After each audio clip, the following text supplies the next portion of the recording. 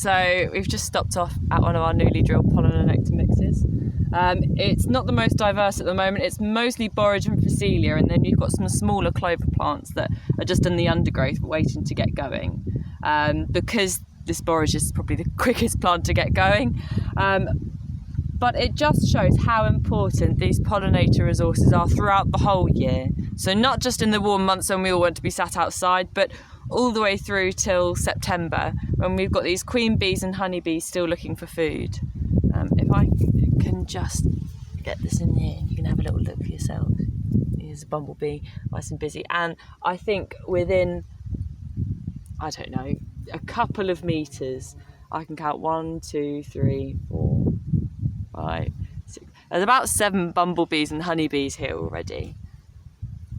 So loads going on, and these resources are really important for the farm as well. Not just because we need to look after diversity as a responsibility, but because these pollinators are really helpful for us to grow things like beans, oilseed rape, and they also provide resources for things that help predate on the pest insects as well. So it's all about boosting those ecosystem services to help us grow the crops for the long term.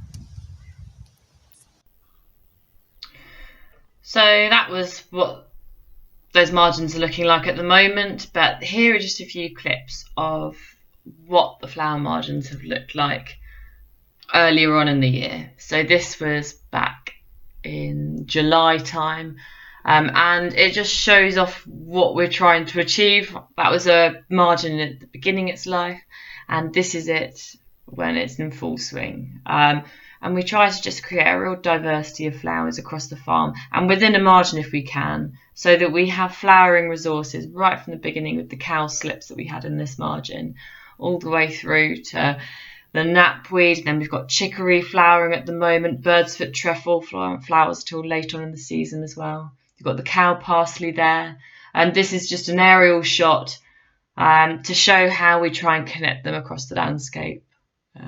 Rob may have already talked about this research project we've got going on at the moment, which is actually looking at trying to connect these habitats, not just by joining them up around the edges of the fields with flower margins, but across the fields as well. So you can see that flower margin that's just emerging at the top of the screen there, that branches all the way across the field.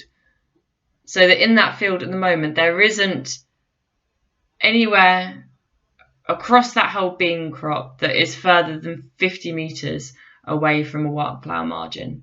As that's 50 metres away from a home for beneficial insects like the ground beetles that help predate on slugs, hoverflies that help predate on aphids. So by growing these kind of habitats that are almost like the old style wildflower meadows across the whole farm, we're increasing these ecosystem services provided by all these insects, and actually trying to reduce our reliance on pesticides at the same time. We haven't used insecticides since 2018, and these kind of management practices alongside the provision of these habitats means that our insects are still thriving and our butterfly index is still increasing to the 400% above what it was in 2000 when we first purchased the farm.